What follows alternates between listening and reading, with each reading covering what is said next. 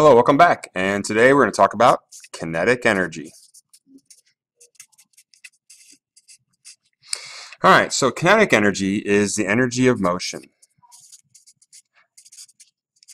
And if we are moving, an object will possess kinetic energy. When it's not moving, it won't possess any kinetic energy.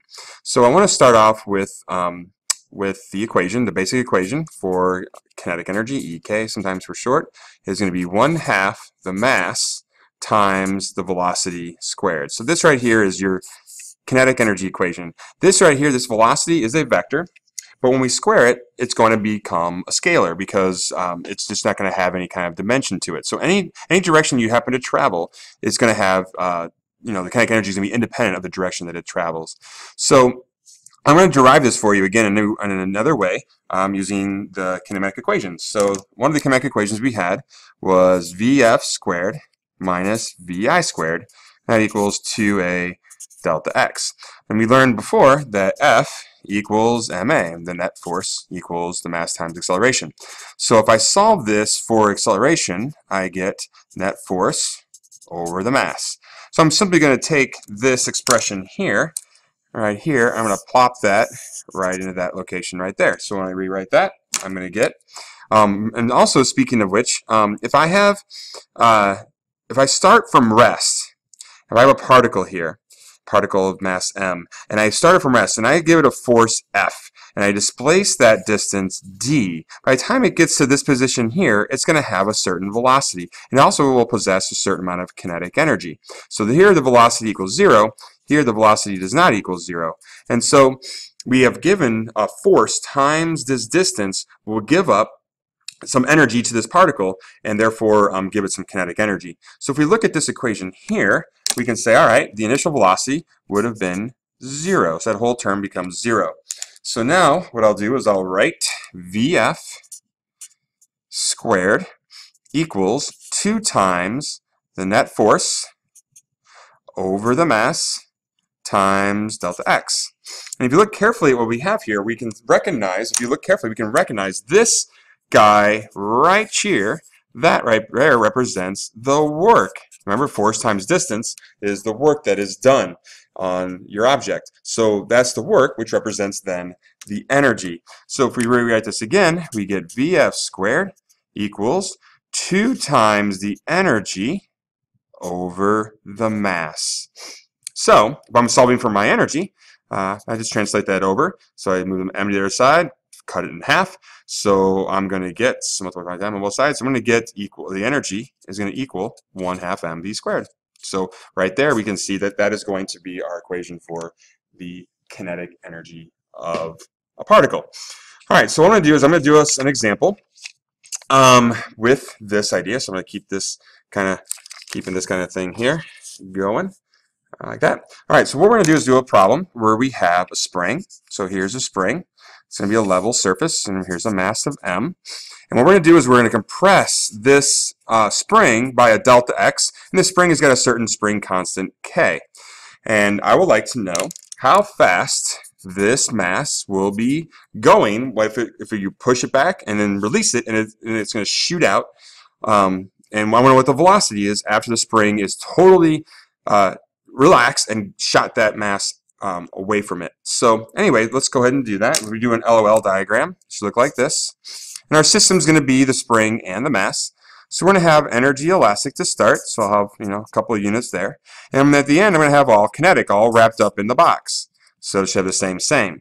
So the elastic energy equation from before is going to be 1/2 k times delta x squared. Remember our discussion, this has to be from the rest position, equals to the kinetic energy, which is 1/2 mv squared. So this is the energy of the spring, this is the energy of the box as it's moving, and we're having a 100% transformation from elastic energy into the kinetic energy of the box. Automatically, the 1/2s drop off. I know what my velocity is, so I divide by m, and so I get velocity squared equals k over m times delta x squared. And then when I take a square root of both sides, I get my velocity. And notice this is all multiplication, so I can pull this delta x out. So it's going to be delta x times the square root of k over m. Okay, and this of course is without any kind of friction, and there's no change in height. This is a direct conversion from the energy of the spring given straight up to the velocity and kinetic energy of the box. And we notice from this equation that if we were to double our delta x, and we'd also correspondingly get a doubling of the velocity. And then if I double my k, then I would get a square root as 2 times as fast. If I were to double my k and my m, then I would get the same exact speed out the side. But what if I doubled everything? If I doubled all 3 of these variables, then I would really only get 2 times the velocity, because 2 over 2 is 1, and so all that's left over is this guy right here.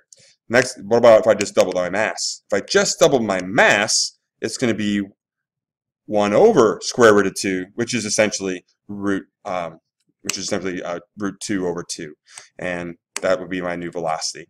Okay, so there we have it. There's one example. Let's do another example. So here I have a surface here, and I have a ball, and the ball is going to be having a velocity. I don't care where it came from, but the ball has a mass of m, and it's going to travel upward, and eventually it's going to reach a certain height, h. And that will be the V, I'll call it H max. That's the highest point it's going to reach. So the question is, what is the highest height that this ball will reach? So if we do an LOL diagram, LOL, we start off with kinetic energy. And the energy we have at the highest point is gravitational. So I'm going to have so many units of kinetic, and over here so many units of gravitational. So I'm going to set those equal to each other.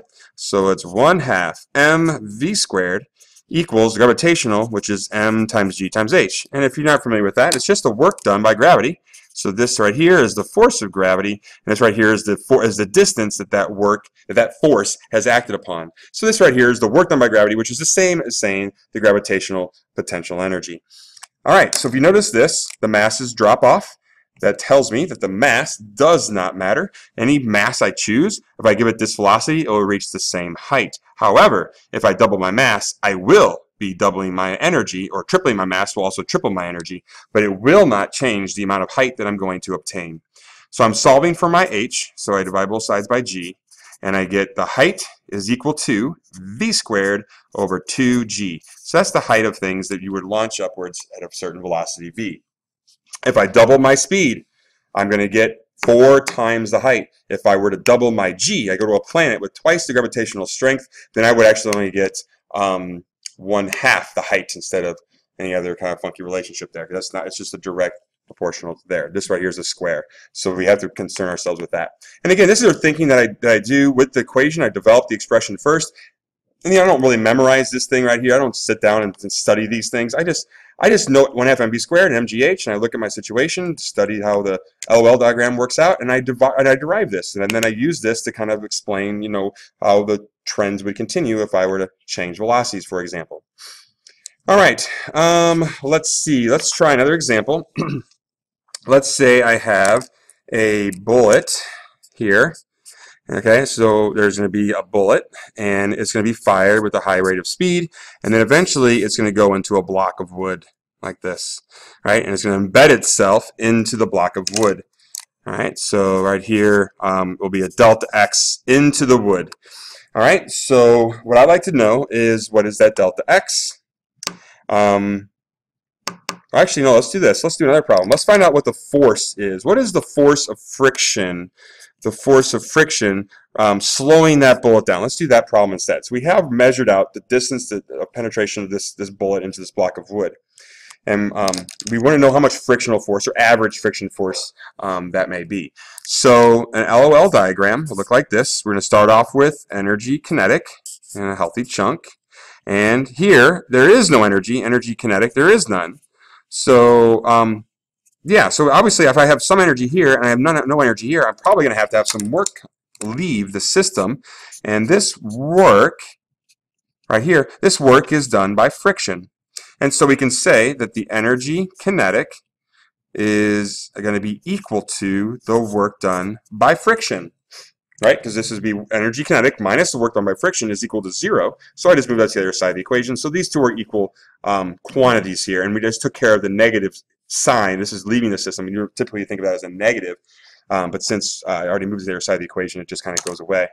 So the kinetic energy of the bullet, I forget there's a mass of the bullet too, so it's 1/2 m of the bullet times the velocity squared, that's this velocity here, equals to the force of friction times delta x. And all I'm looking for is my force of friction. So I divide both sides by delta x, both sides by delta x. So my force of friction is going to be m mass of the bullet times v squared over 2 delta x. So that would be my force of friction equation. So if I look and I say, all right, what if I double my mass of my bullet? What would happen to the amount of force it would take to stop it at this same delta x? Well, it should be twice as much because the mass is up here. What if I shoot the bullet with twice the velocity? With this constant force of friction, I would expect how much deeper penetration? Well, if I wanted to solve for that, if I want to solve for delta x, I just move that over here, move that back. So I could say that the delta x is equal to the mass times velocity over 2 times the force. So if the force is a constant, then the delta x would be directly proportional to my v squared. So if I double my speed of the bullet, I'm going to penetrate into my block of wood 4 times as far. If I go 3 times as fast, I'm going to be 9 times as far into the block of wood. So that's kind of a good indication of the energy that the bullet had to begin with. All right, so this is a couple of exampple. I'm going to pick up a few more in the next video, but I hope you enjoyed it. Have a good day.